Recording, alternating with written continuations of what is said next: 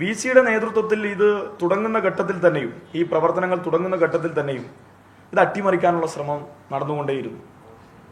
ഈ പറഞ്ഞ 10-ാം തീയതിയിലേക്ക് അതിനെ മാറ്റുന്നതും അതോടൊപ്പം നമ്മുടെ രാജ്യത്ത് തെരഞ്ഞെടുപ്പ് നോട്ടിഫിക്കേഷൻ വന്നാൽ പൂർണ്ണ അധികാരം കാണും. അതിൻ്റെ മുകളിലേക്ക് ആരുമില്ല. അതിൻ്റെ പൂർണ്ണം ഇലക്ഷനെ നടത്തിപ്പും അതിൻ്റെ നിയമങ്ങൾ മറ്റു കാര്യങ്ങളൊക്കെയും. പക്ഷെ വിചിത്രമായ ഒരു കാര്യം, ഈ കാലിക്കറ്റ് യൂണിവേഴ്സിറ്റി തെരഞ്ഞെടുപ്പിൽ, പ്രത്യേകിച്ച് സെൻട്രൽ തെരഞ്ഞെടുപ്പിൽ 5 ഒബ്സർവർമാരെ വി സി നിശ്ചയിച്ചു. ആ 5 ഒബ്സർവർമാരിൽ 3 പേർ കോൺഗ്രസ് അധ്യാപക സംഘടനാ നേതാക്കന്മാരാണ്. ഒരാൾ സെബാസ്റ്റ്യൻ, ഒരാൾ പുഷ്പലത, ഒരാൾ പ്രമോദ്.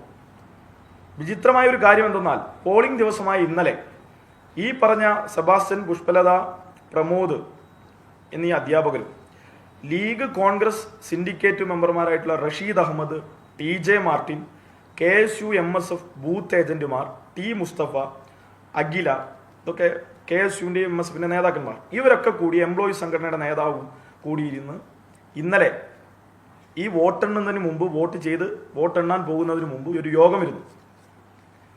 രഹസ്യ യോഗമായിരുന്നു. അതിൻ്റെ വീഡിയോ കൈവശമുണ്ട്, മാധ്യമങ്ങൾക്ക് തരാം. ആ വീഡിയോയിൽ കൃത്യമായി എന്താണ് അജണ്ടയെന്നും എന്താണ് കാര്യമെന്നും ഇല്ലാതെ ഒരു യോഗം നടക്കുകയാണ്.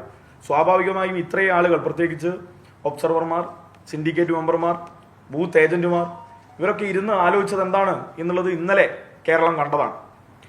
ഈ ഗൂഢാലോചനയുടെ ബാക്കിയാണ് ബാലറ്റ് പേപ്പർ കീറിയെറിയുന്നതിലേക്ക് MSF സംസ്ഥാന പ്രസിഡന്റിന്റെ, ആവർത്തിച്ച് പറയുന്നു, ആസൂത്രണത്തിൽ നടന്നിട്ടുള്ളത്.